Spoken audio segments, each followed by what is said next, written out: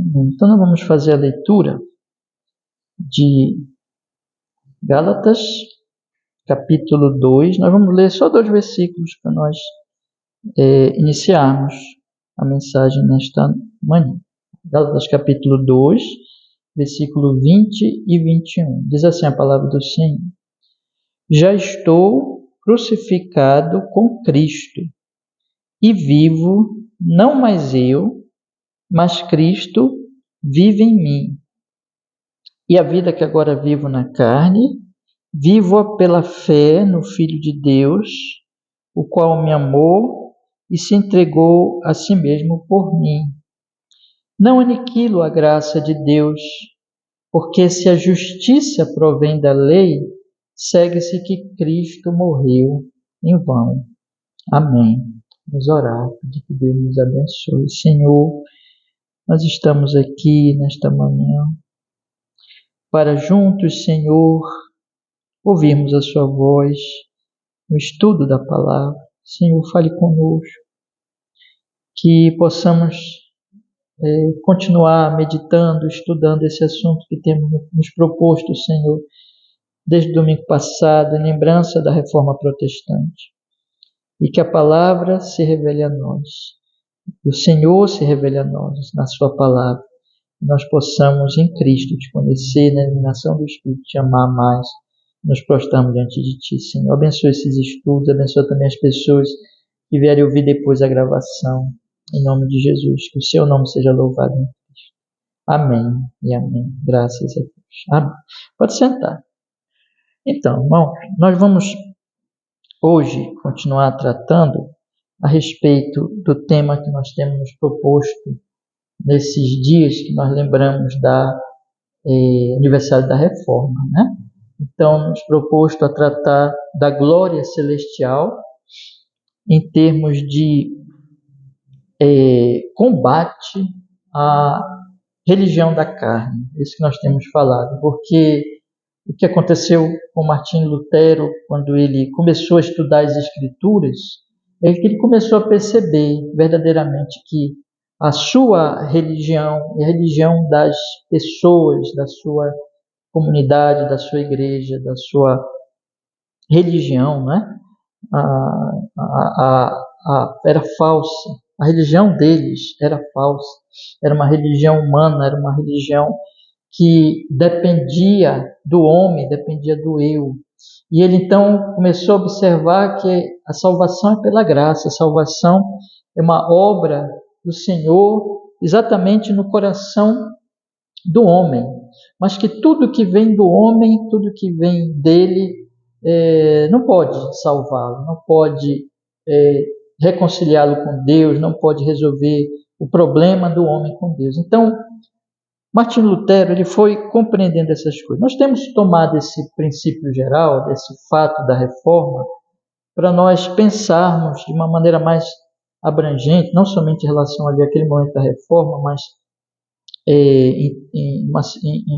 tocando ali em aspectos muito amplos, irmãos, que servem inclusive para os nossos dias hoje, segundo o ensino das Escrituras, exatamente essa verdade da religião da carne, da religião do eu e da necessidade que nós temos exatamente dessa glória celestial que vem a nós e vem para nos libertar dessa religião da carne.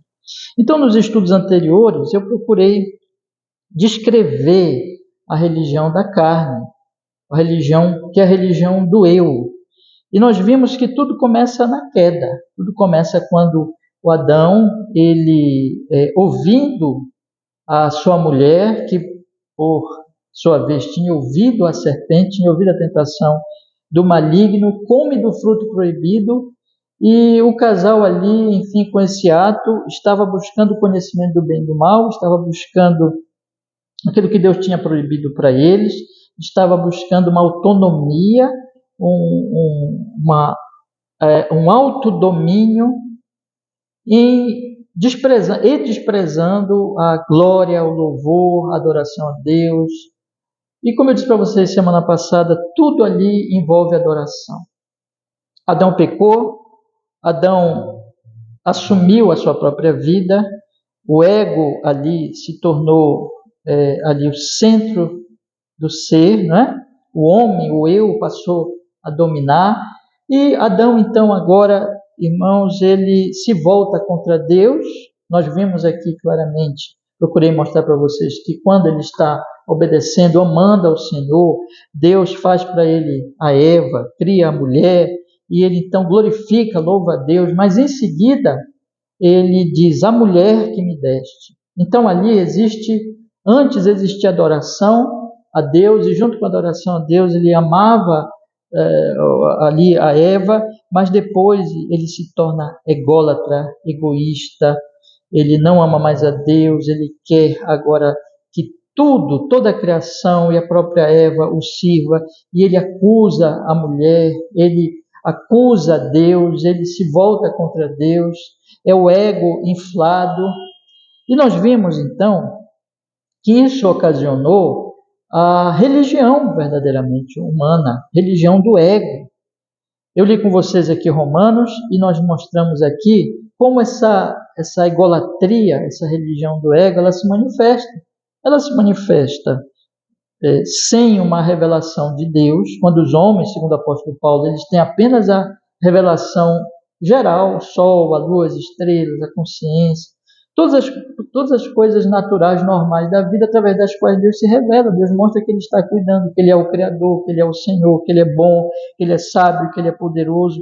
Mas o homem nega essa revelação porque ele é autocentrado, porque ele quer se expressar, porque ele quer colocar o seu ego no centro, ele rejeita completamente a Deus. E aí nós vimos que Deus o entrega a este próprio coração. E ele então vai pecando, vai caindo em pecados cada vez mais graves, mais sérios, até então, irmãos, que ele acaba realmente na condenação eterna. E sabendo de tudo isso. Isso aqui se aplica, por exemplo, nos nossos dias, à religião secular, ou as pessoas que simplesmente não vão em igreja nenhuma, não pensam nessa coisa de céu, de inferno, de conhecimento de Deus, elas não se importam com isso, e elas estão ali idolatrando, como nós vimos que Paulo ele explica muito bem, elas criam ídolos, elas fazem da criatura o seu Deus em vez do Criador, como Paulo diz que é bendito eternamente, amém. Elas rejeitam então a glória de Deus e elas criam ídolos para si. E assim os homens de hoje, eles adoram o dinheiro, a família, os negócios, os seus talentos, eles adoram, enfim, tudo que Deus criou para que seja, na verdade, podemos também dizer assim, um instrumento para a glória dele, do Senhor, mas fazem disso o seu Deus. São pessoas que não pensam em ir numa igreja, são pessoas que não pensam em religião institucionalizada, que não procuram mesmo, não querem saber. Mas, irmãos, Paulo não para aí. Paulo diz que esse ego, ele também se manifesta num tipo de religião. Veja, que sempre religião, sempre adoração. Não é uma pessoa que não busca uma religião institucionalizada, mas ela está adorando alguma coisa. Está adorando a si mesmo, está criando deuses e se prostrando diante desses deuses que são criaturas. Mas o religioso, irmãos, parece até que o religioso é aquele que acusa, não é, o outro, como Paulo diz lá no início de Romanos capítulo 2, e que diz assim, eu não sou como essa pessoa, eu não pratico essas coisas, mas Paulo diz que ele pratica assim.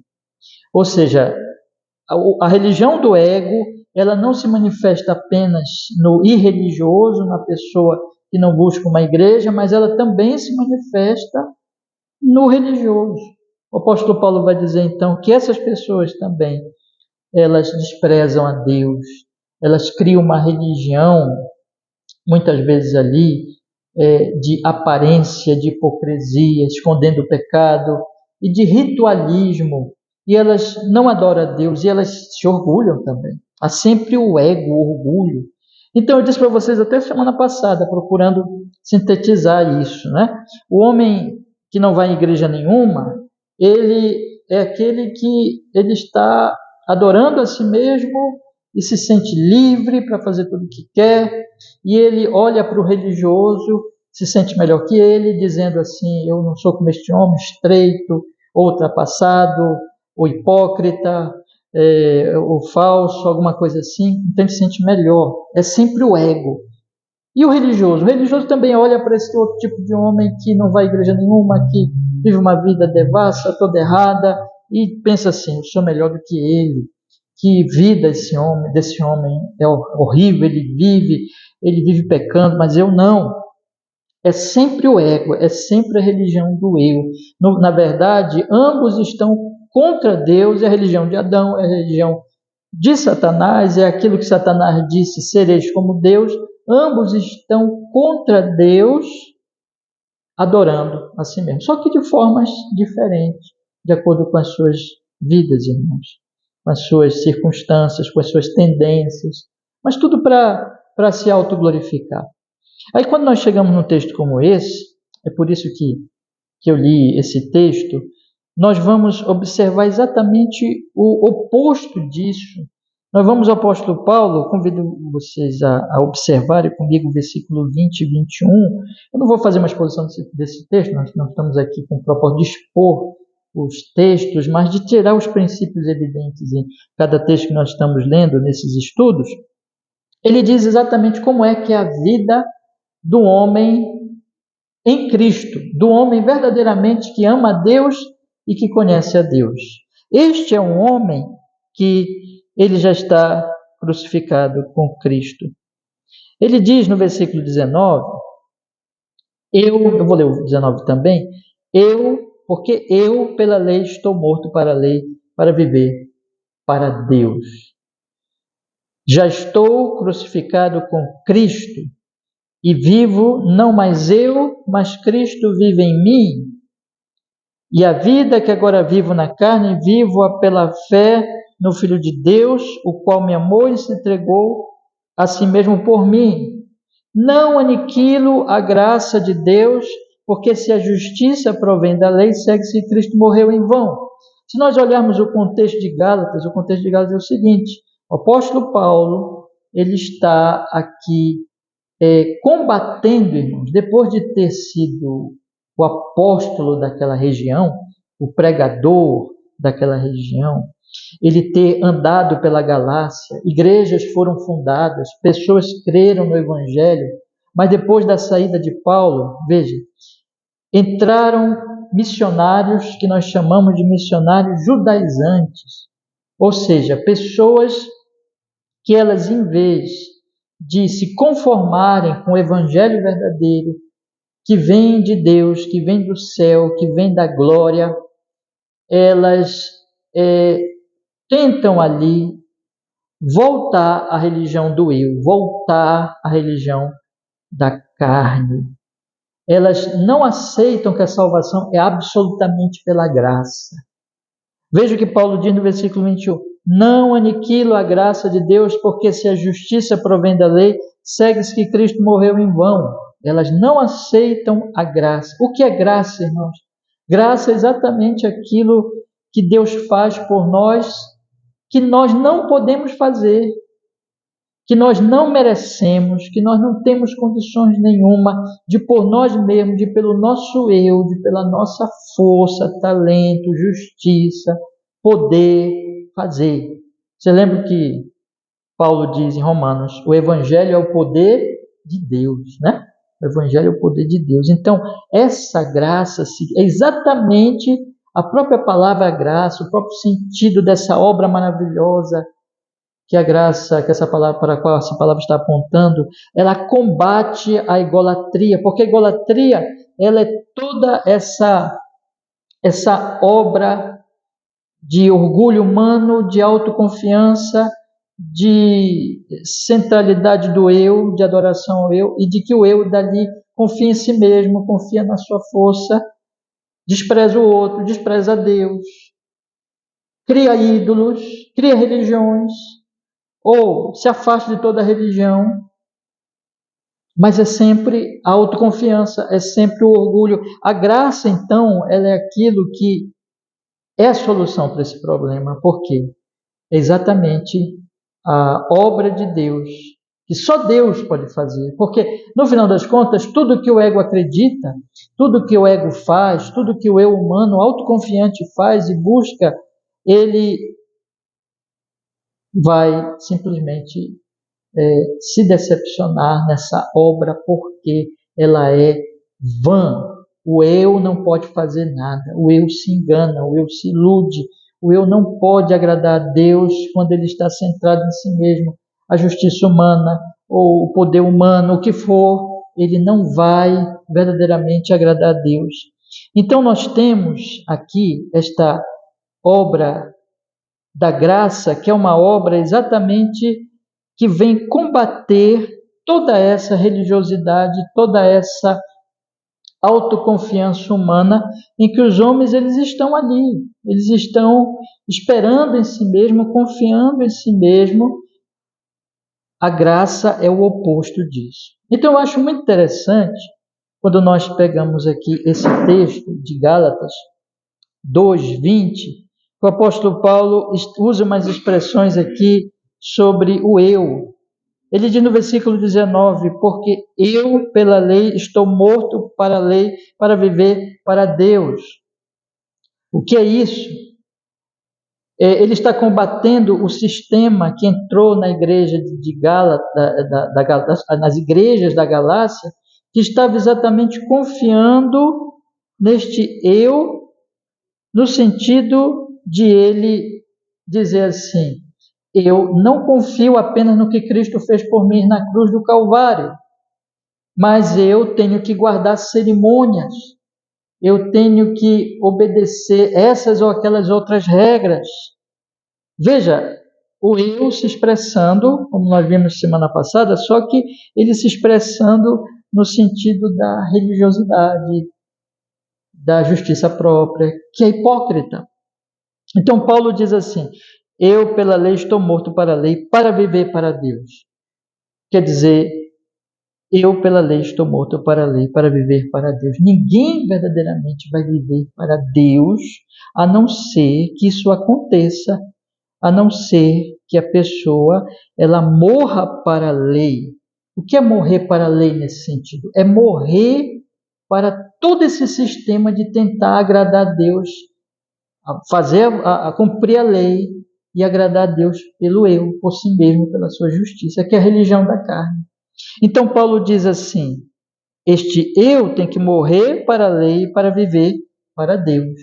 Enquanto ele não morre para a lei, enquanto ele está operando, ele está confiando em si mesmo, ele está confiando na sua justiça, ele está exaltando a si mesmo, ele não vive para Deus. Mas como é que isso acontece, irmãos?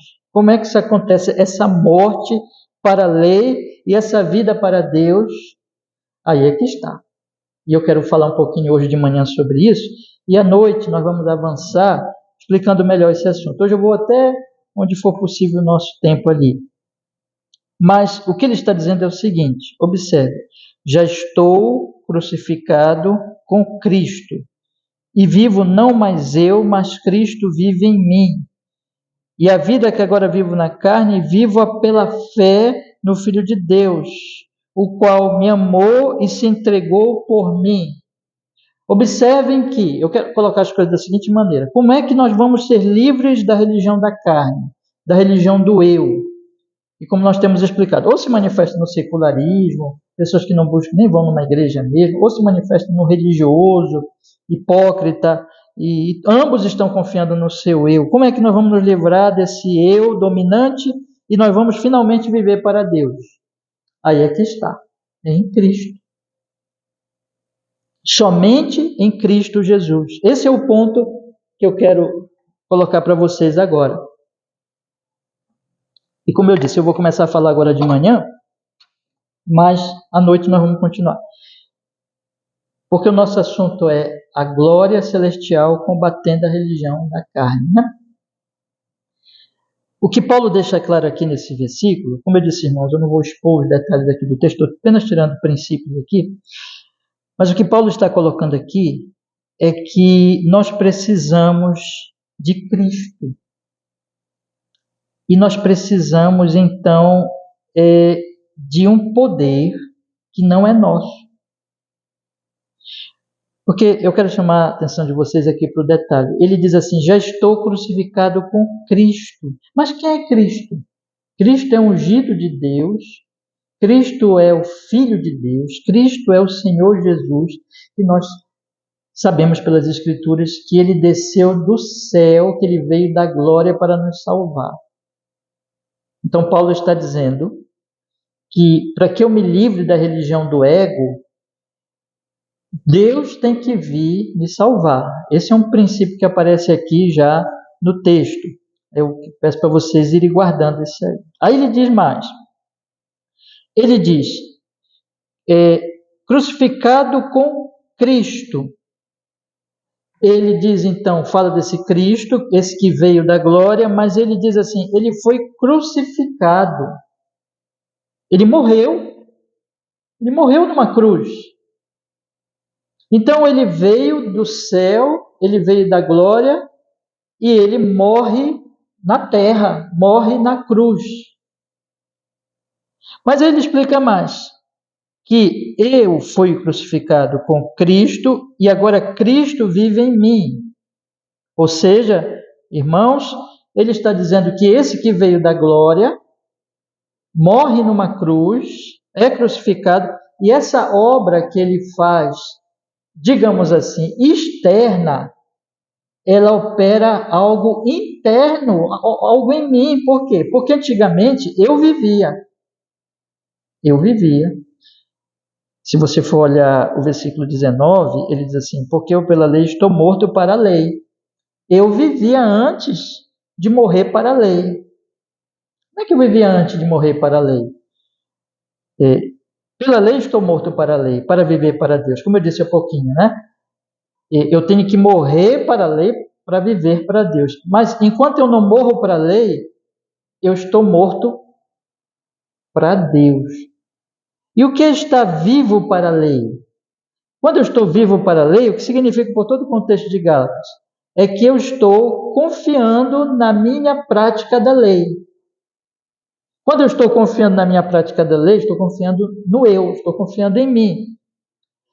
Mas quando Cristo é crucificado, eu não vivo mais.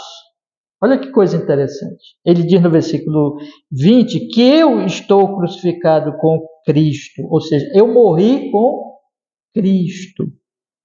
Então, esse Cristo que veio do céu, ele morre numa cruz, mas isso não é alguma coisa que fica só no externo, mas isso acontece em mim.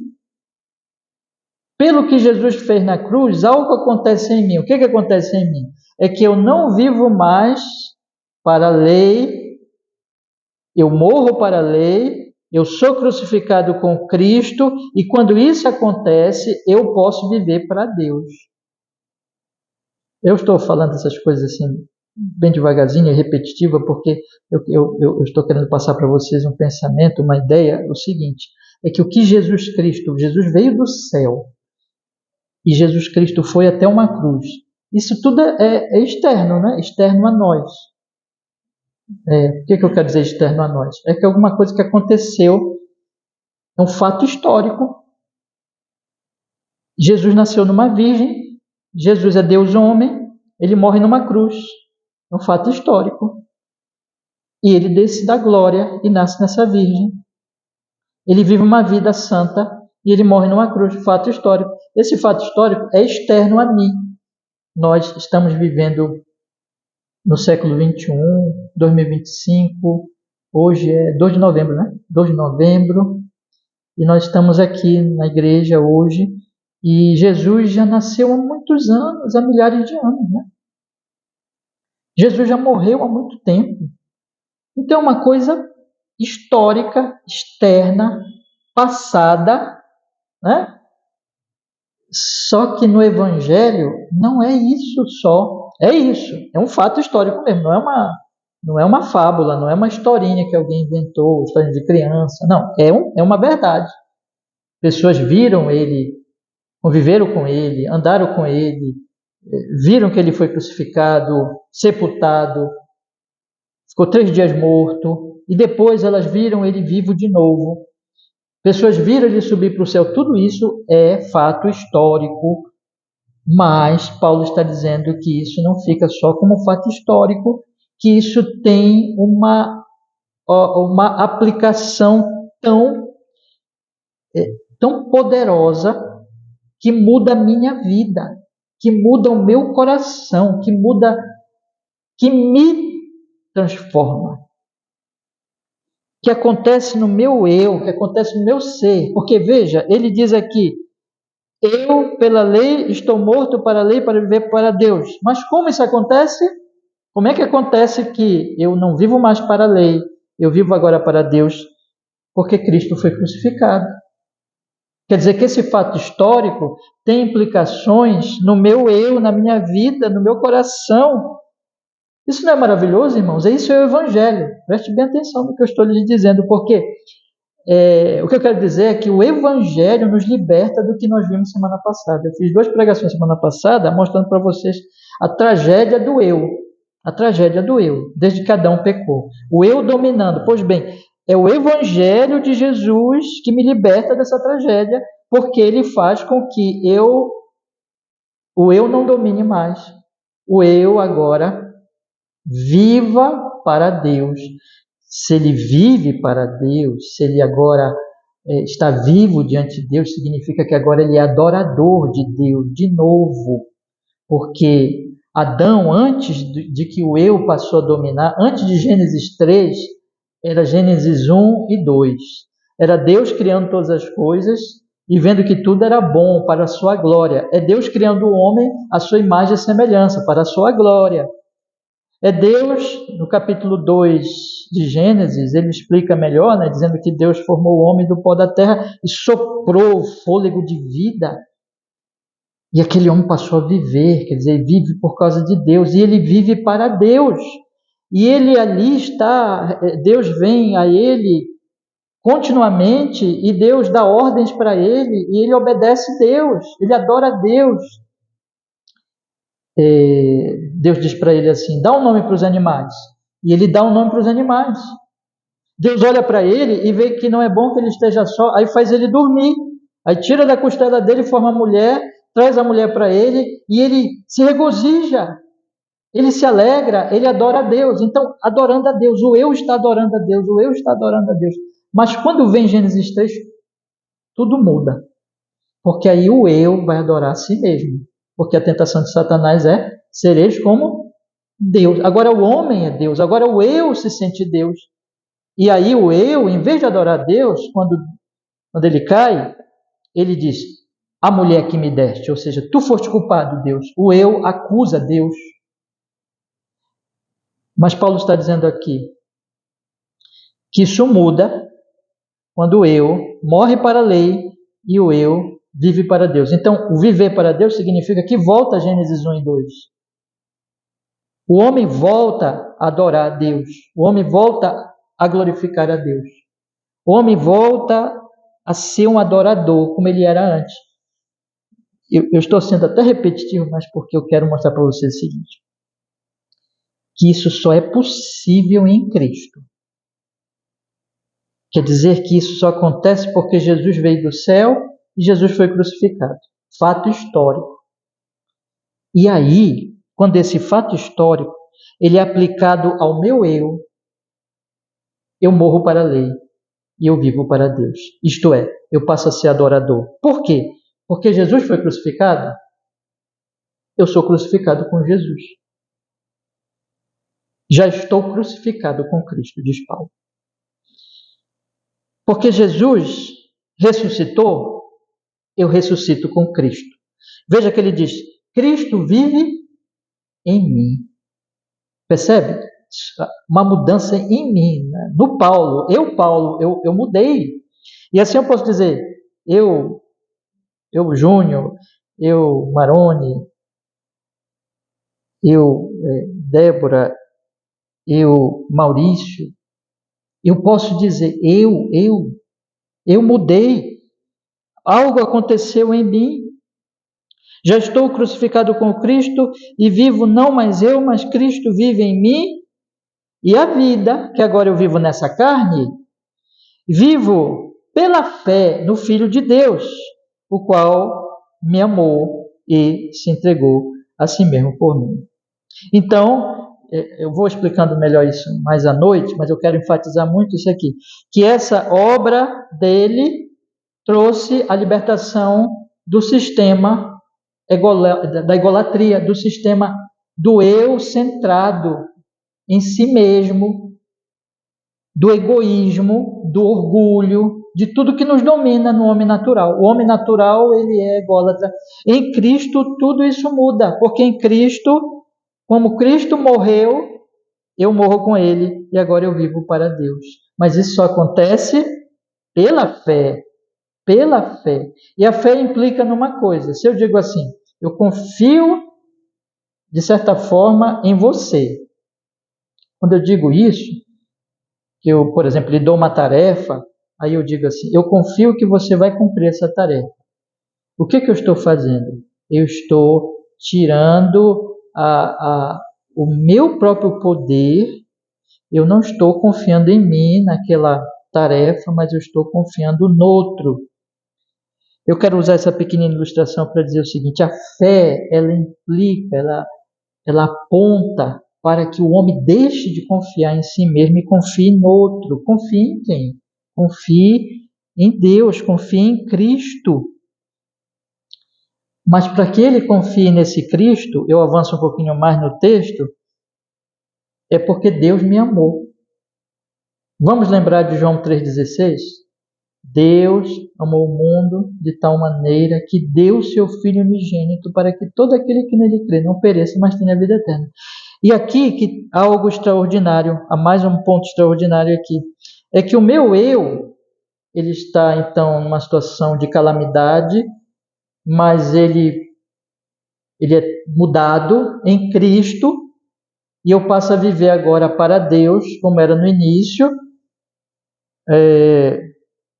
e eu já falei aqui para vocês, isso, portanto, tem que vir do céu, tem que vir da glória, porque eu não posso fazer isso, teve que Jesus vir morrer, então eu não posso fazer isso.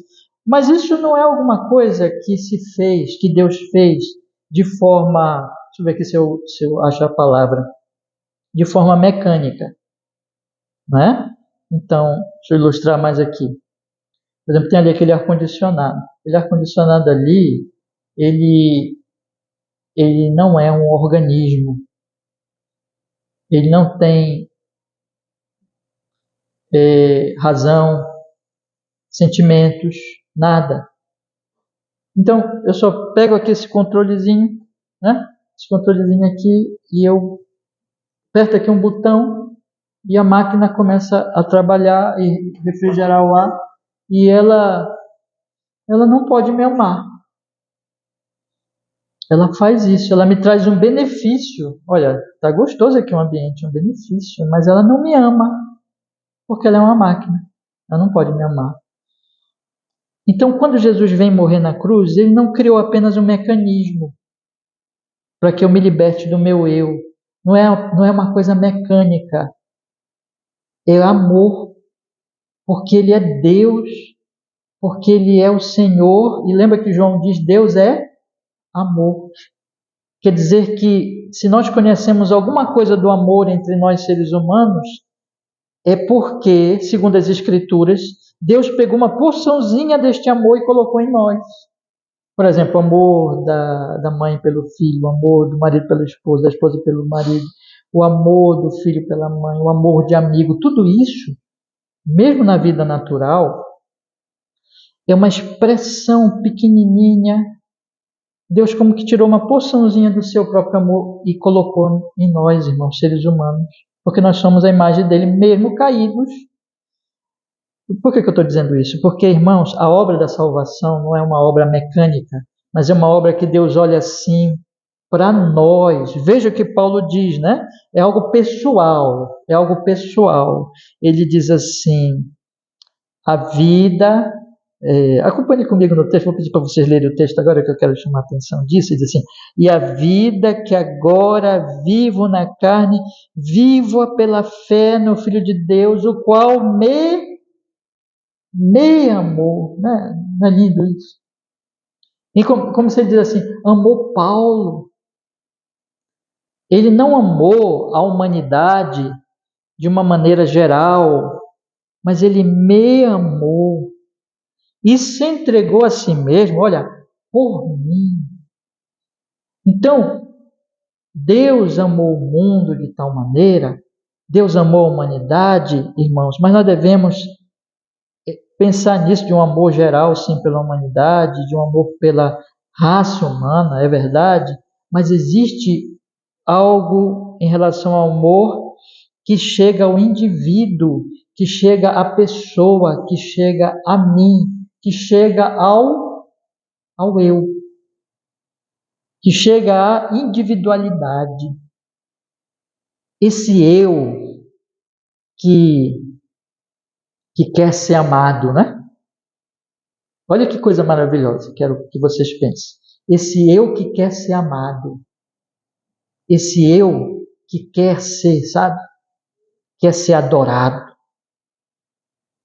Esse eu que quer se expressar, esse eu que quer que todo mundo diga, olha como ele é uma pessoa justa, boa, talentosa. Esse eu que quer ser amado, só é realmente amado na cruz de Jesus. Como alguém já disse, né? Nós desejamos amar e ser amado. Isso é uma coisa que Deus pôs no nosso coração, na nossa vida. Pois bem, nós somos amados na cruz.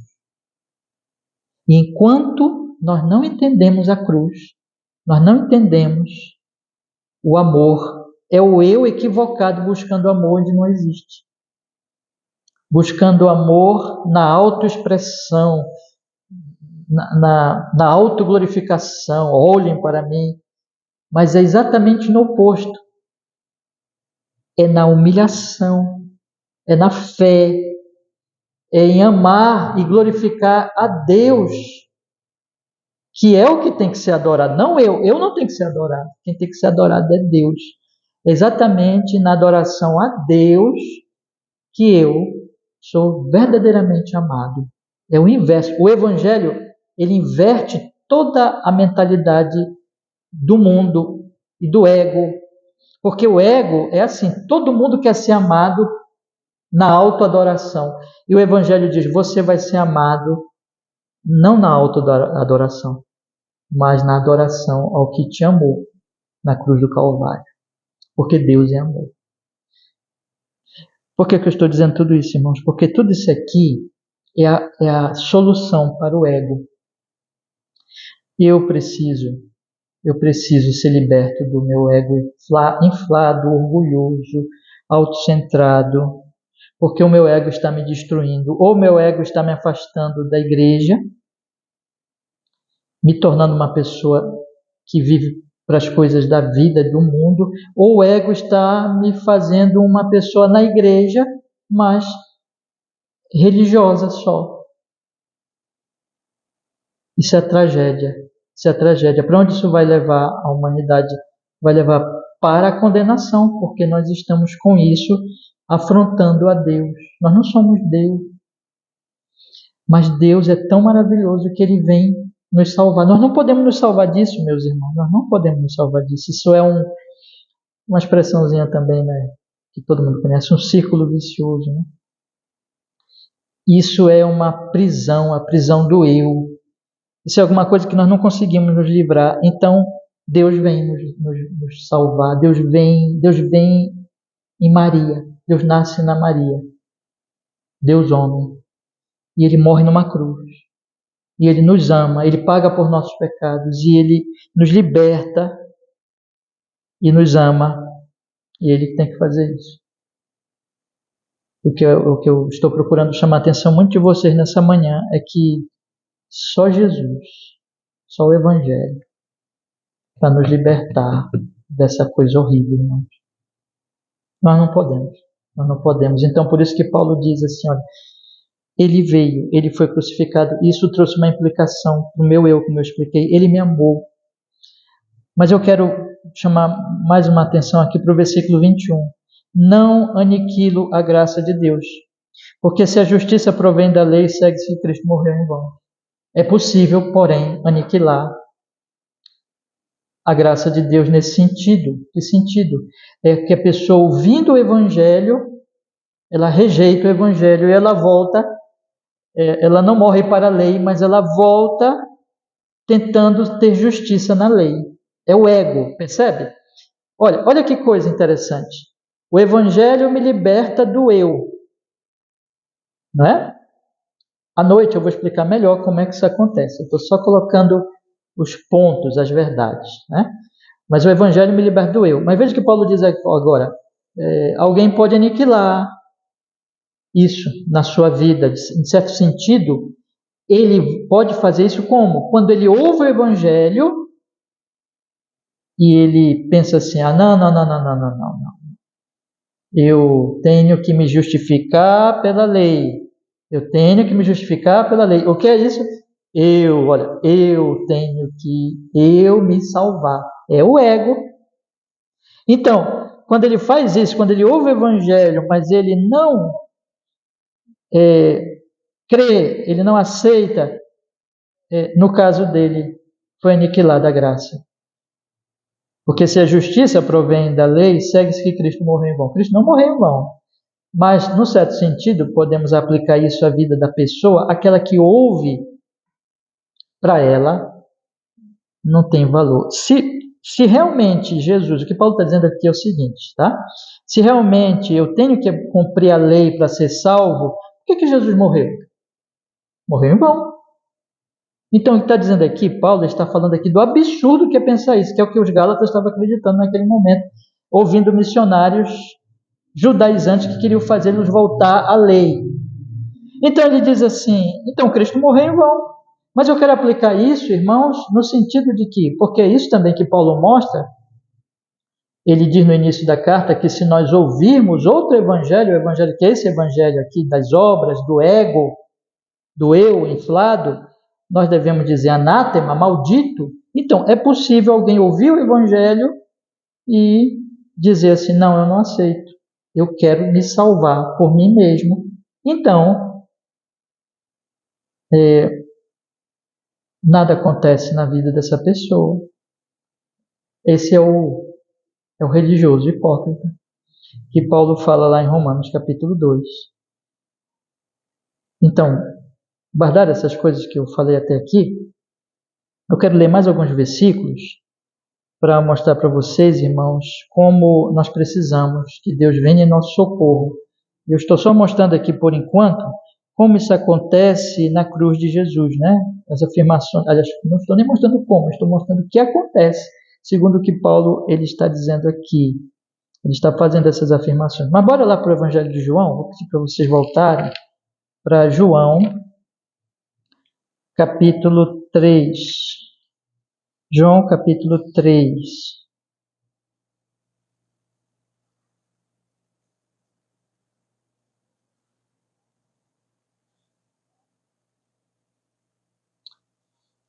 E nós vamos ler a partir do versículo 10, tá?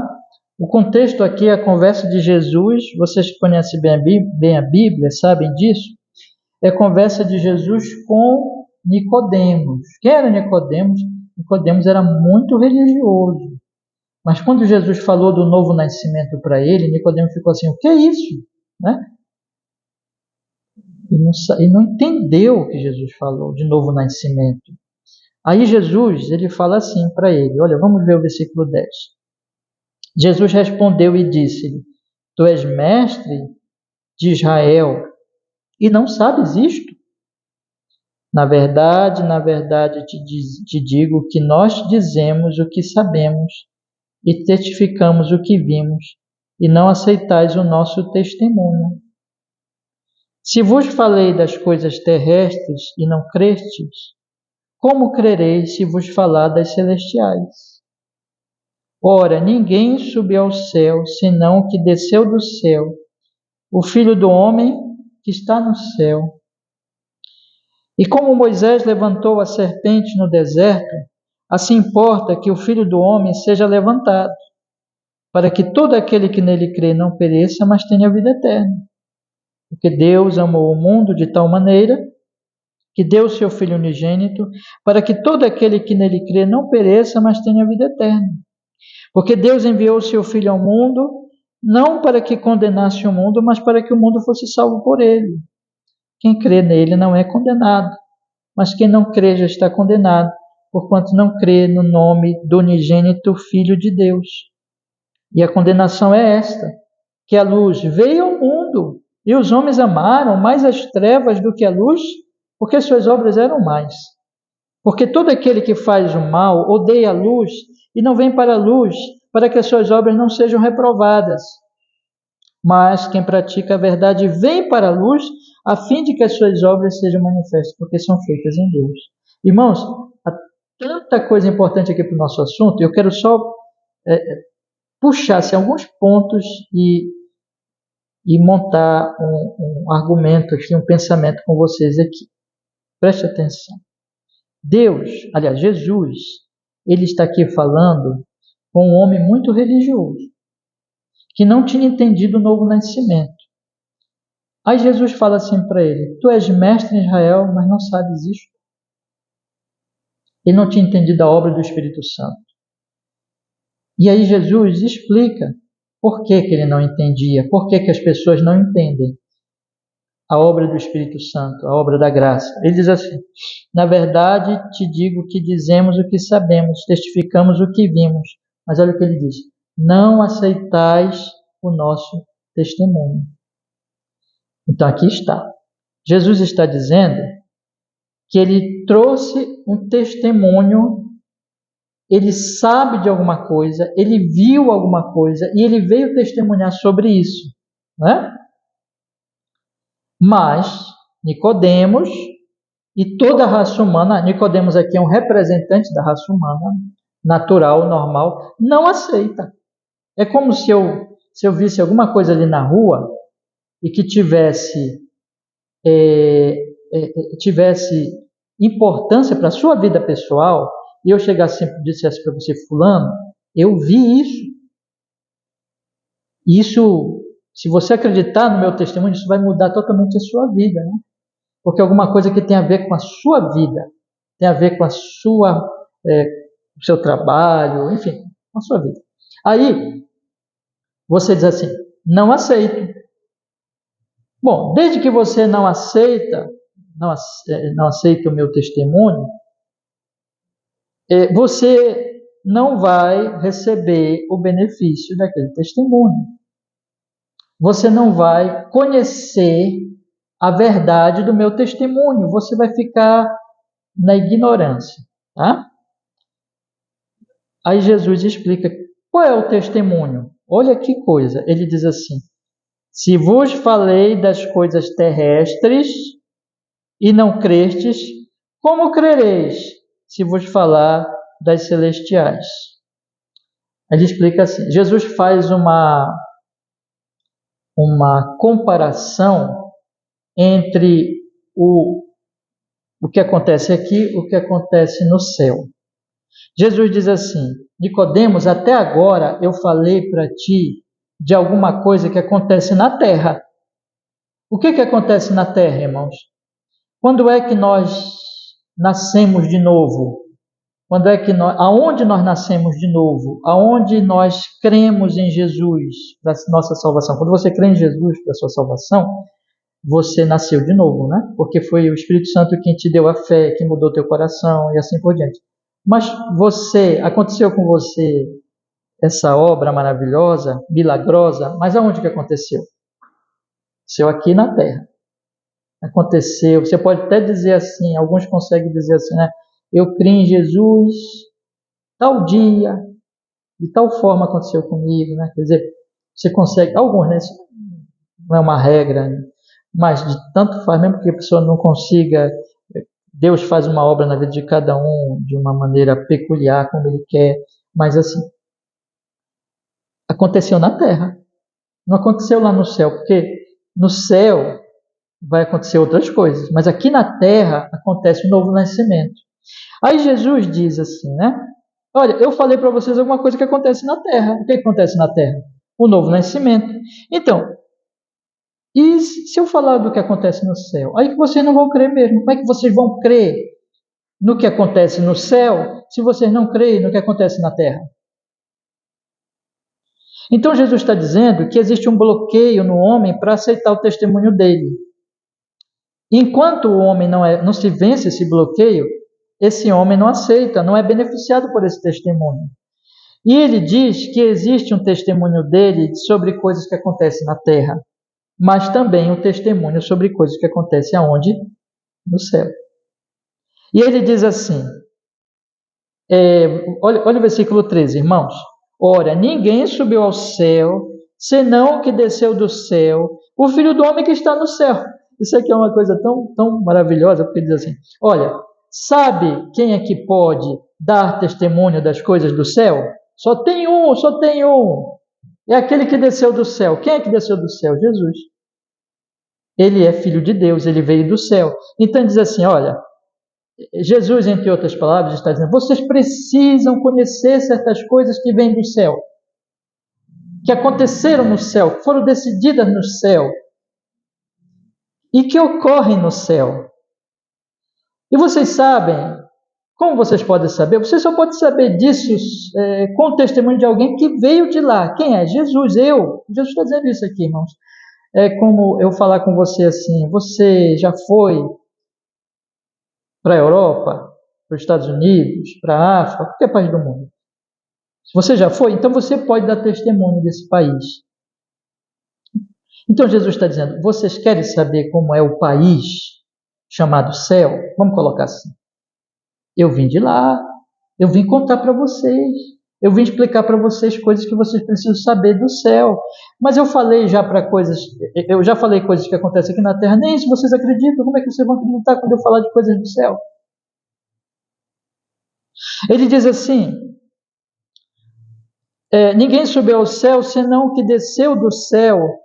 Quem é?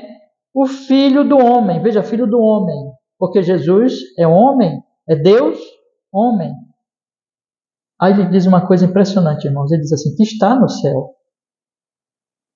Porque é Deus homem. Jesus estava no céu. Quando ele estava falando ali com Nicodemos, ele estava no céu. Porque Jesus é Deus. A nossa mente não entende isso, né? É demais para a nossa cabeça. Mas é assim. Ele é Deus homem. Ele é completamente Deus. Nunca deixou de ser Deus. Então, nesse sentido, ele estava no céu. Segundo a sua divindade, né? Digamos assim. E ele é completamente homem, perfeitamente homem. Então, ele estava ali diante de Nicodemos, o homem Jesus, o Deus homem. Ele é o Deus homem. O Deus homem estava ali diante dele. Deus homem estava no céu. E o Deus homem estava ali diante de Nicodemos, porque é uma pessoa, duas naturezas. E aí, ele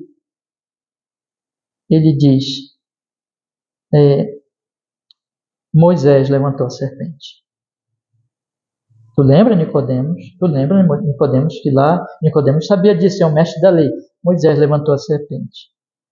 E assim como ele levantou a serpente, importa que o Filho do homem seja levantado.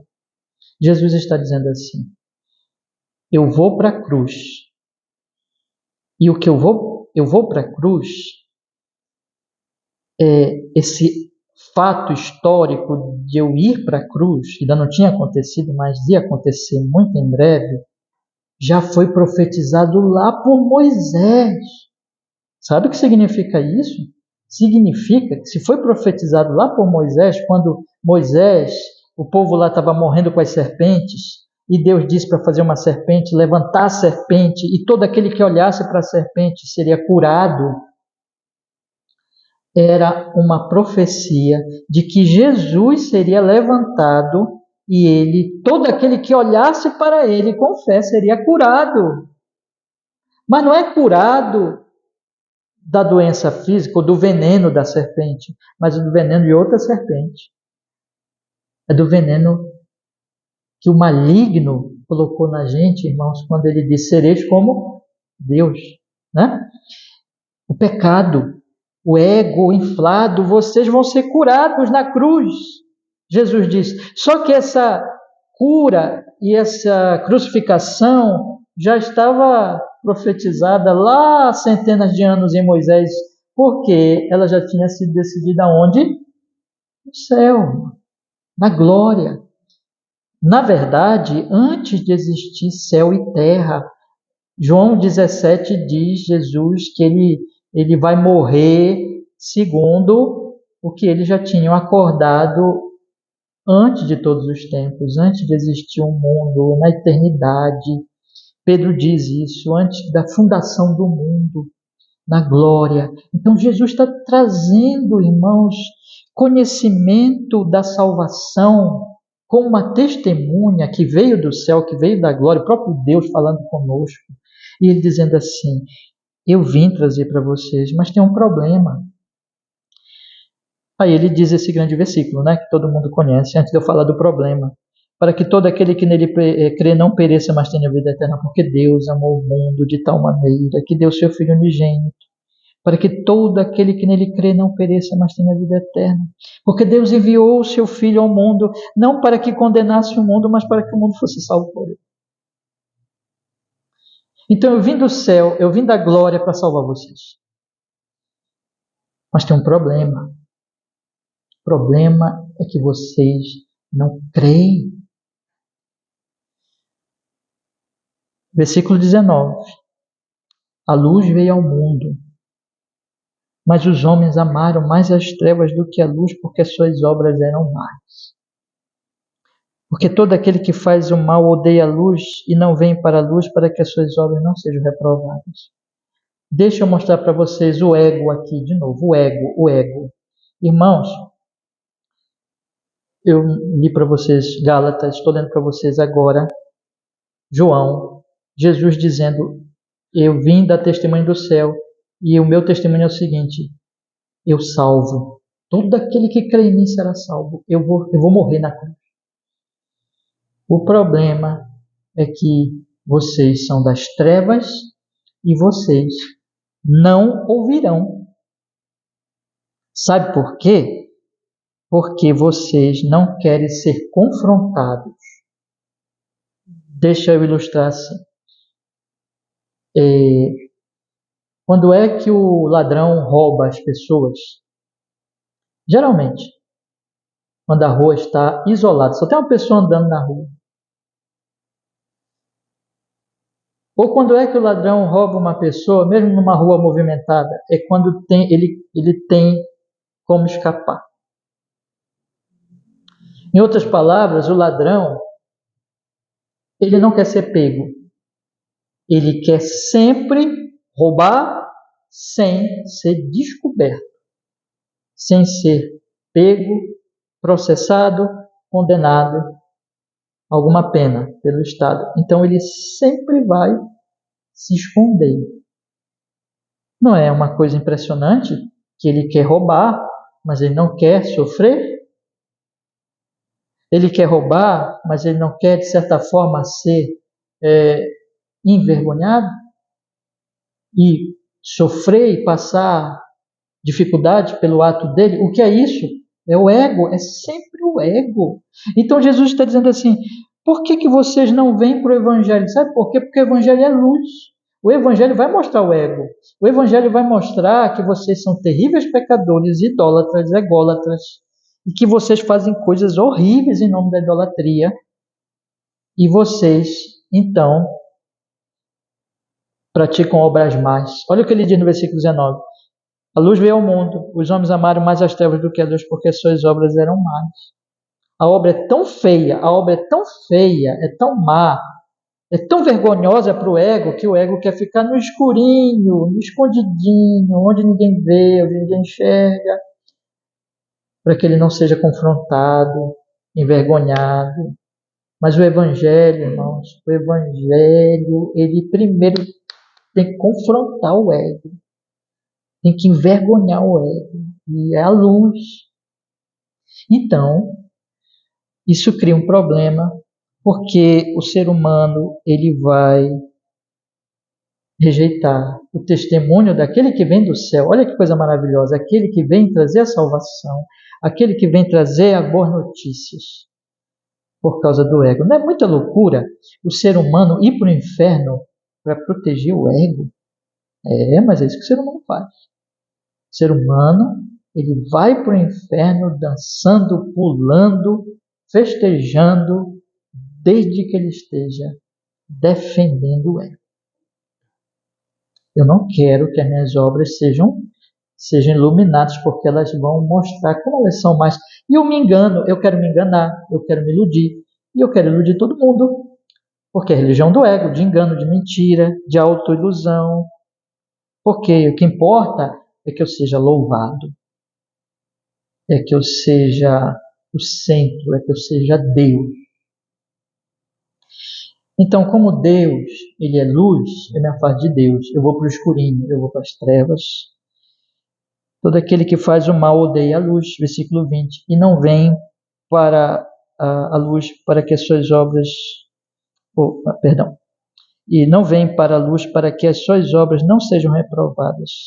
Mas quem pratica a verdade vem para a luz, a fim de que as suas obras sejam manifestas, porque são feitas em Deus.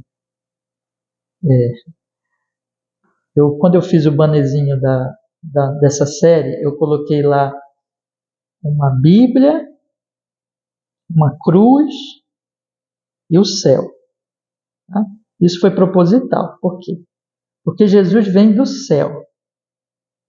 E ele vem do céu para morrer numa cruz. E como é que eu sei disso? Pela Bíblia. E a religião do ego, ela é contra tudo isso, sabe, irmãos? Ela é contra a cruz, ela é contra o céu, ela é contra a Bíblia. Então, por isso que aquele banner, ele tem um significado que eu estou explicando para vocês, irmãos. E o título da nossa série é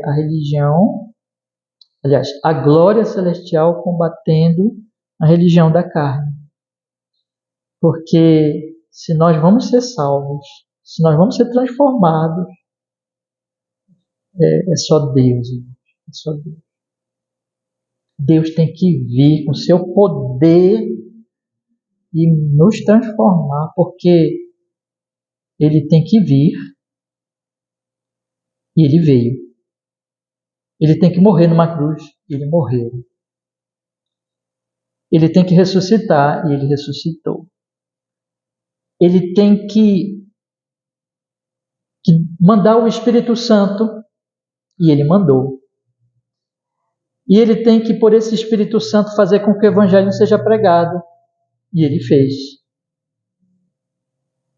Ele tem que mandar o Evangelho para nós ouvirmos. E ele mandou o Evangelho, nós ouvimos. Agora ele tem também que abrir o nosso coração para nós ouvirmos o Evangelho, que é o novo nascimento. Vocês estão entendendo? Então, irmãos, ele tem que vir.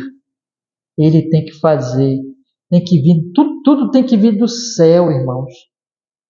Porque na terra só tem ego, só tem morte, só tem religião da carne. Tem que vir do céu. Por isso que eu coloquei lá. Céu, a Bíblia e a cruz. Tá? Então, hoje à noite, a gente continua.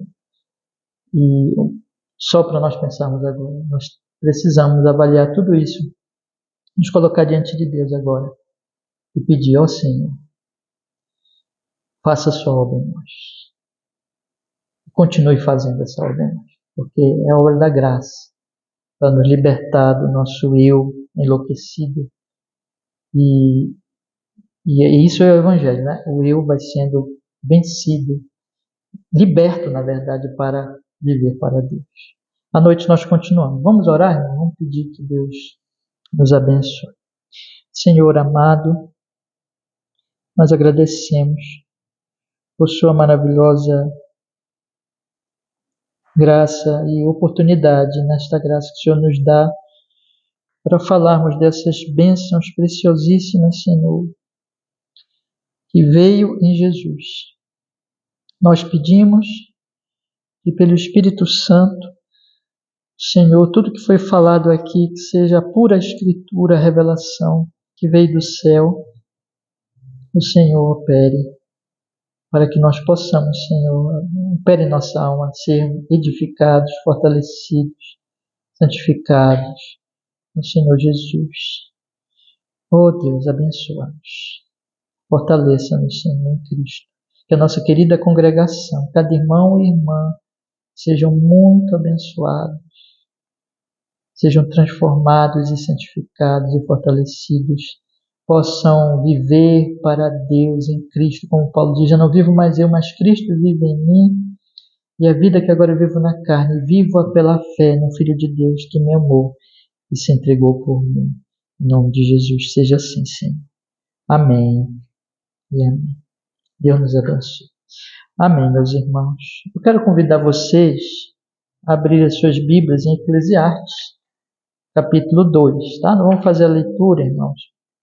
Nós vamos ter aqui a última parte do culto, um período de oração. Nós vamos buscar o Senhor nosso Deus. Eclesiastes, capítulo 2. Vamos abrindo aí a sua Bíblia.